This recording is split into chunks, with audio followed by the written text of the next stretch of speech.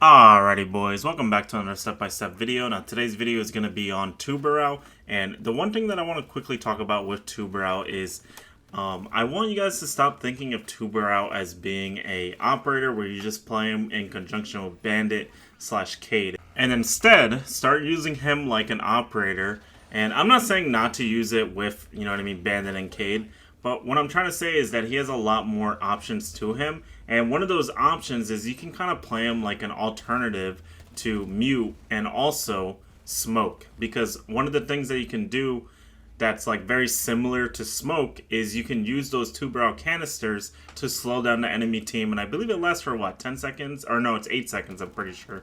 And that basically, like, most people aren't going to charge through a Tubarão freeze because it'll put them at a disadvantage. And I'll show you guys what I mean by the mute perspective of it later on in this video. But long story short, there's a guy that jumped into my office window here, and he actually kills one of my teammates for fountain. So what I'm going to do here is I'm going to toss a freeze at the floor here. And that's, first of all, that's going to like shock him basically, guys. The intention with that is to shock him and try to move his crosshair towards the canister, which will allow me to ego challenge him and get myself a free kill. Now, we're not completely out of the woods yet, though, because I'm getting more audio that somebody's outside of office here. And honestly, in this moment, I thought there was another guy in office, but there's actually a guy outside the window. So what I do here is I go ahead and go into office. This guy's going to actually hop in here. But since I'm like already ready to go for the gunfight, I'm going to go ahead and collect myself a free kill on that Twitch as well. The last guy for context is over by East, and I'm actually getting audio for it. Now, right here, I was thinking about using my last canister to basically slow him down for the hallway, but I decided it was kind of pointless since it's a 3v1 position. What I can do in this type of position is just try to hold a crossing with my Goyo, but I decided against it because honestly, I felt like it wasn't worth it to try to risk, you know what I mean, a 2v1 engagement when we could make it like a 3v1 for sight. But I go ahead and rotate to back archives here because most likely if he's pushing east, he's most likely going to go through office or metal. And if I play back archives, I can play a cross angle for both of those positions with my Valkyrie teammate, okay? And in this position, all I'm doing here is I'm waiting for a little bit of audio of him for the archives doorway. And then what I'm going to be doing for context is I'm going to be tossing a Tubarão at the doorway to slow him down, first of all. And like I said, it's that same kind of effect. I'm trying to shock him, okay, whenever I use those Tubaraos. And then I shock him with the Tubarão, and then I swing him for the free kill. Now, the next thing I want to talk about is the mute jamming effect of the Tubarão freeze. And we're going to be over here on Clubhouse on the top floor for the bedroom bomb site. Now, one of the things that I'm going for in this type of position is I'm looking for the opportunity to freeze the claymores for anybody on the highway windows for the bedroom bomb site. And the idea is that all I got to do is just wait for them to get like either on a drone or get slightly distracted. And like, there's actually an Ayana outside my window, and I actually hear him shooting at the CC window. So I'm going to go ahead and jump out, freeze the claymores, and basically deny him from actually being able to play highway. And one of the things that I really like about this operator is that a lot of people just don't expect this kind of play, because typically what people will go for is they'll go for like the mute version of this play where they put a mute jammer on the window and then jump out. But I feel like that makes a lot of audio, and this way is like a lot more instant. But next up, we're going to be on Theme Park here. The enemy team is trying to make an office cash push here, and they're basically outside of this like doorway for cash. And so what I want to do here is, like I said, I just want to wait for this guy to get a little bit distracted. I hear him get distracted by getting on a drone, so I'm going to go ahead and jump out on him, get myself a free kill right there. Now, the last thing that I want to talk about quickly with Tubarão is that whenever you get Dokkaebi called while you're roaming, you can actually use a Tubarão to actually get rid of it. And a lot of people, I feel like, don't really notice information. So I wanted to share it with you guys because I feel like it would help you guys out whenever you guys do use Tubarão. Now in this next clip, I kind of talked about this during my Chachanka step-by-step video, but one of the things that I really like doing is I like playing inside of back archives, specifically by the head holes. And in this clip, we actually don't have head holes because nobody makes them, which is kind of unfortunate. By the way, I stream over on Twitch. I'm in dire need of teammates that want to start getting better. So please stop by if you would be down to play. But anyway, I like playing in archives, and the reason why is because one of the common pushes that people like to go for on this map is they try to go into archives, back archives, and they try to look for a plant on the doorway.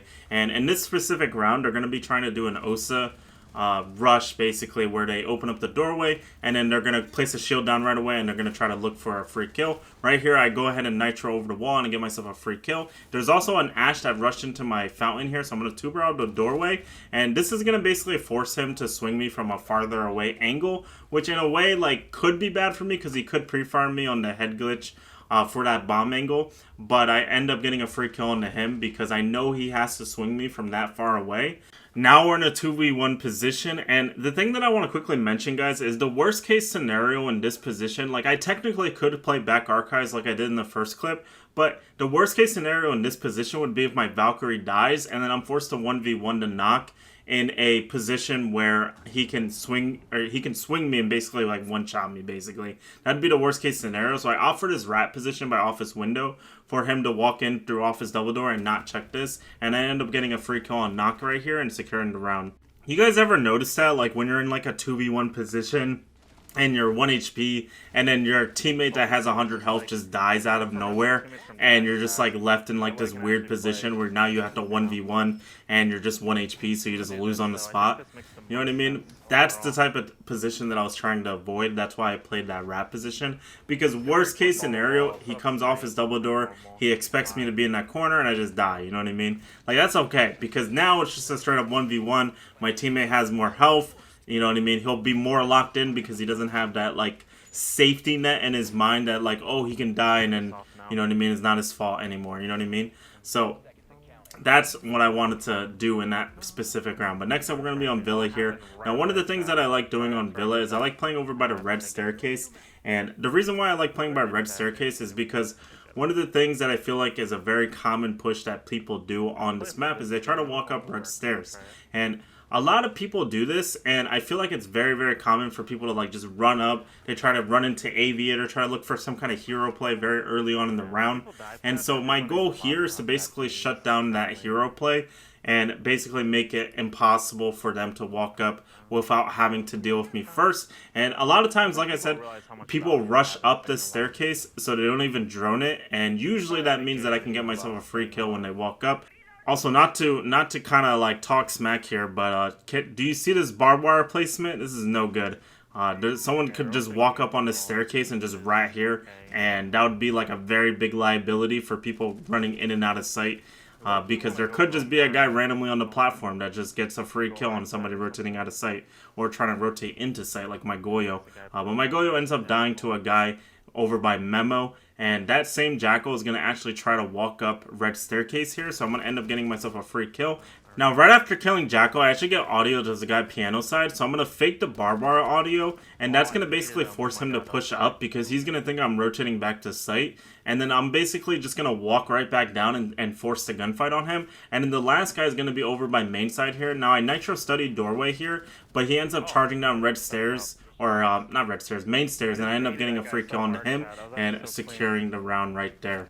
Next up, we're going to be on Clubhouse here, and one of the things I wanted to quickly bring up is I usually will have extra clips that I don't use in these videos, and I've brought this up in other step-by-step videos, but I was actually thinking that maybe instead of like making highlight videos with those extra clips, if you guys would want to see me put them at the end of a step-by-step video. So like, for example, like instead of me concluding this step-by-step video, I would add in the extra Tubarao clips that I don't use for the video in at the end, so that way you guys can see more gameplay. Please let me know your guys' thoughts on it. I'll do it for this video. I don't know if I will keep doing it, because technically if I do it for every step-by-step video with like extra clips, then eventually, like, you know what I mean, I will end up running out of clips and it'll be harder to make videos for you guys. But I wanted to bring it up, and I wanted to experiment with this video in particular. So please let me know if that's something you guys would want to see or not in future videos. And getting us started into this clip on Clubhouse, we're playing the top floor here. Now this guy's shotgunning opening my Logi hatch here, and that actually gives me a nice little opportunity here because he's struggling so hard to pinpoint exactly where he is on the roof. So I'm going to be able to toss a nitro cell up and get myself a free kill on this guy to start the round. Now there is more guys that are playing on the hatch here, specifically a Twitch that tosses one of her Twitch runs down. I'm going to go ahead and shoot that with the DMR. Now one thing I actually wanted to quickly bring up actually as well is in this position I actually get audio from main stairs, but one of the things that I wanted to bring up, I'm getting distracted now. one of the things I wanted to bring up is that the MPX versus the DMR. Now, I used mostly the DMR when I was using Tubarao, but personally, I actually did kind of enjoy using the MPX because I like having that assault rifle. But I do think the DMR is really good if your teammates can stay alive and you can play those pixel angles. And if you're on PC, then you probably will end up using the DMR anyway. But right here, the enemy team is trying to push main here. Now, I could ego challenge into this guy, but one of the things you guys should note here is that it's a 3v3 position, but both of my teammates are over by CC side. So what I'm going to do in this position is I'm just going to use my Tubaraos to basically delay the enemy team. So right here, there's a guy on my gold vault. I'm going to go on Tubarao, freeze him to make him slow down, and then my teammate's going to swing construction doorway right there and get himself a free kill, putting us in a nice 2v2 position.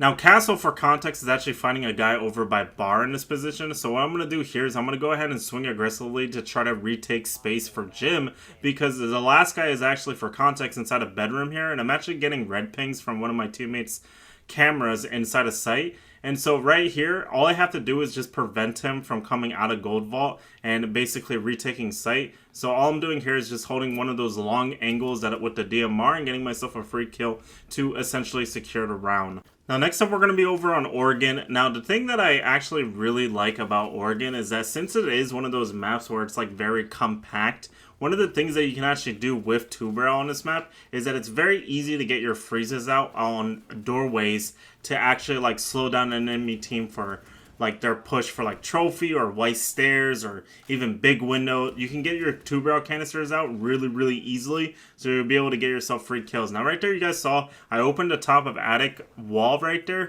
and the reason why I did that is because I'm going to be looking for a nitro cell later on in the round for when the enemy team tries to take for trophy. Now right here, there's a guy on game's window here. It's actually, I believe it's a fuse if I'm not mistaken, and this guy's actually going to end up rotating over to kid's window, which I think is a little bit iffy, you know what I mean? But his idea is that he's going to be trying to essentially fuse the kid's window. So what I'm going to end up doing is I'm going to end up hearing it, and actually I'm going to be able to just wall bang him outright and get myself a free kill onto him. Now it's a nice 4v4 position. One of my teammates died over by main stairs here, so I know there's going to be at least one guy pushing for trophy.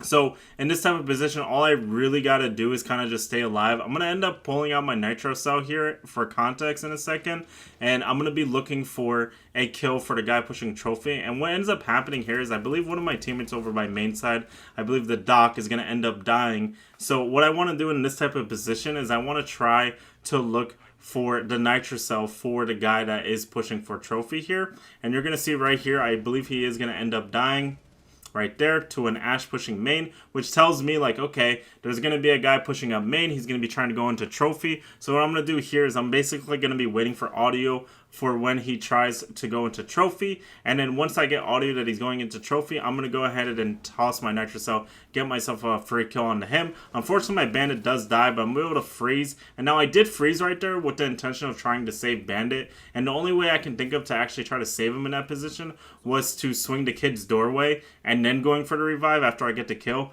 Unfortunately, I didn't end up getting it here, but I'm going to go ahead and get the refrag onto Ash right there. I Tubarao freezed white stairs because I believe the last guy was pushing white.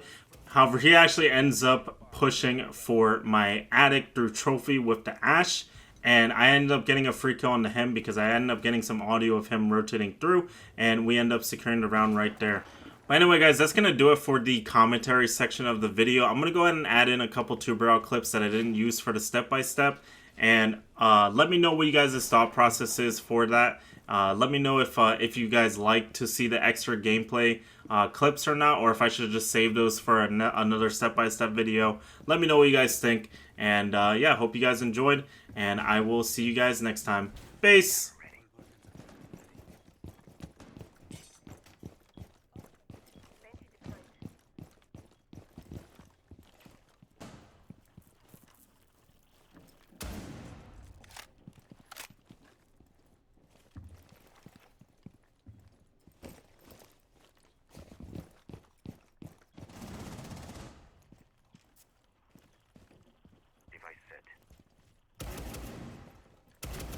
Reloading.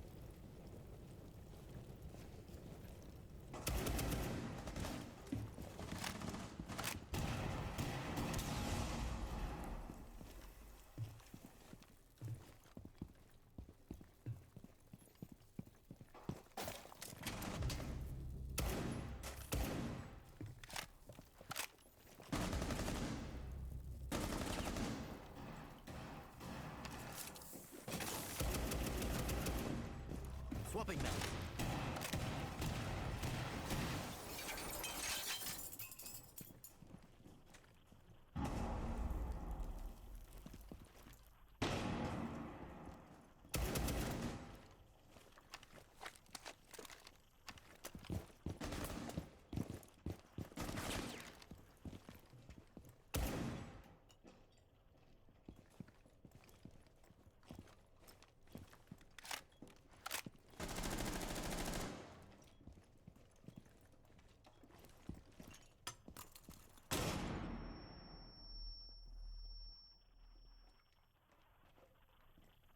Down to 50 seconds. Op